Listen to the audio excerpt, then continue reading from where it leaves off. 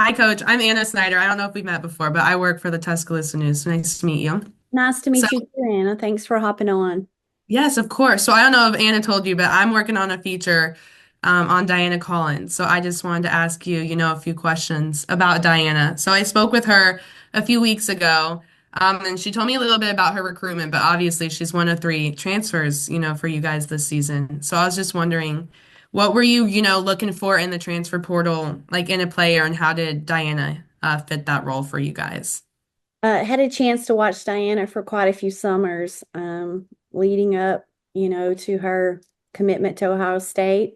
And then I think when you enter the portal, it's based off need, right? Depending on, what your situation is with your roster. And we just felt like she would really give us, you know, a great addition to our backcourt. Jessica Timmons tears her ACL in the SEC tourney. You know that you don't have her this year because of the rehab and the time it takes to come back from that. So immediately this spring, we felt like, having another addition to our backcourt because of our early signing class was going to be imperative. And Dinah's really given us that, averaging 20 plus minutes a game and can really is given us a presence at the rim with downhill driver, and also the ability to knock down open threes. So, I mean, she's just a great addition to our backcourt because of her versatility to play the one or the two spot. She's becoming more vocal and losing Jess Timmons and then unexpected Lloyd McQueen hits the portal. It becomes even more of a priority. So I think she and Zay Green both, because of the situation with our backcourt, there was some unexpected we were able to fill, and I think they've really impacted us in such a positive way. Absolutely. And you said you watched her the past few summers. She told me she's with the under 20 national team, which is super cool. So did you watch her like at all through that? No, I actually saw her play, in high school there with her high school team. And then, she played for FBC United and then she played for Brandon Clay. So I watched her probably for 4 summers, just her journey as a ninth grader, 10th grade, 11th, 12th grader. And then she began to play with the Swedish national team. And my assistant did go over this summer after she had signed with us and watch her play with the Swedish national team. Now, I did see her play with the Swedish national team on film. So the Yeah. resources now, the tools in recruiting to not have necessarily always be overseas in those international competitions is such a great tool for us. So I've Yeah. watched her play a whole lot throughout the course of her, growing up with the game and knew she could Hmm. really shoot it, knew she could distribute it. Our goal is for her to become more vocal. And I think that, Yeah. she's quiet. I love it about her. She has a cool, calm Yeah. presence about her, but she's really working. And you can tell each and every day, Anna becomes more comfortable in our system. Absolutely. Okay, and what was the name of your assistant that went to watch her play this summer?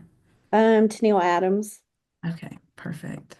Perfect. Well, that's all I have for you, honestly, unless there's anything else you'd like to add about Diana. No, just appreciate you guys covering us. And we hope to have, this team deserves for folks to come out and see them. And we've got some great giveaways Sunday. Santa Claus is coming, some t-shirts, teddy bear toss. So anything you can do to help us get some folks out in there on Sunday, we'd appreciate it. Absolutely. Absolutely. Thank you, Coach. Hey, have a Matthew, Have blessed a week, good one. okay? Thank you. You too. Matthew, Thank we're gonna you. move Bye-bye. to questions from you. Hey coach, how you doing? Hey, Matthew, what's up today, man? You good? Yes, I'm doing great. I wanted to ask you about Essence Cody because I'm getting a piece together about her. There's kind of like so obviously she had that all SEC freshman of the year, and she's been stringing together some games where it's been consistent dominance. And what is kind of the message that you sent to her, or like had the coaching staff has told her about trying to find a rhythm as the season goes on and keep up on that higher level that she can be at? I think it's as a freshman, it's a tough league to come in and to do what she did as a freshman because with the transfer portal, there were very few freshmen that were able to, have the minutes and be in the situation she was in a year ago. So she's kind of learning by being thrown into the fire, right? And it's all about your response. And it's been unbelievable to watch her maturity. And I mean, from her steps every day, her understanding the pace on and off the floor, her understanding, her conditioning, her understanding the little things that put her in the best position to be open on the offensive end. But it's one of those things where it's been a joy because she's figuring it out, and it's been a lot of fun. But it's been her energy, her effort, her work ethic. She's so coachable.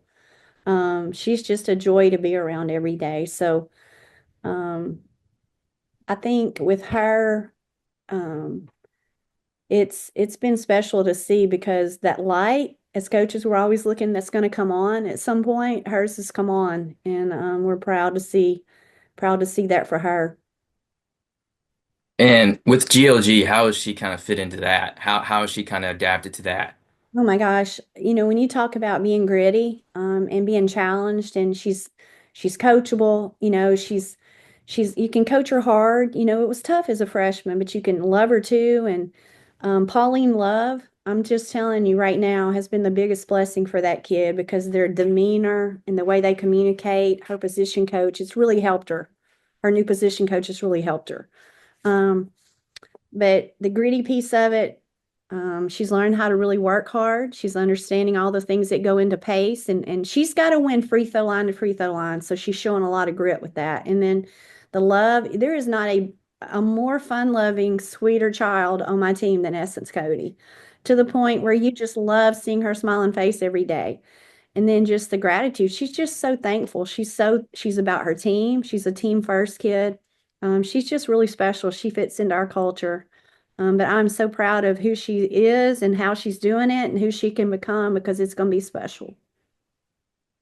And one more question. You mentioned that after the Cal game, she had like a veteran matchup, and there's going to be a couple more of those that are going to come at some point in this season. Just overall, uh, how do you evaluate the competitiveness of going against veterans? Like, because is that one of a kind type of thing when someone that is just in their sophomore year can go up against a veteran big and just have the type of performances that she has?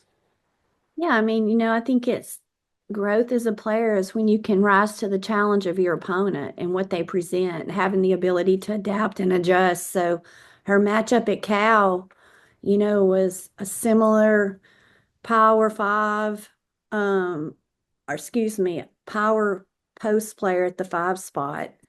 That's a true SEC, never leave the paint. Then this weekend, she's got to switch her mentality to, a young that can step out and, really shoot the three as a lefty off the drive.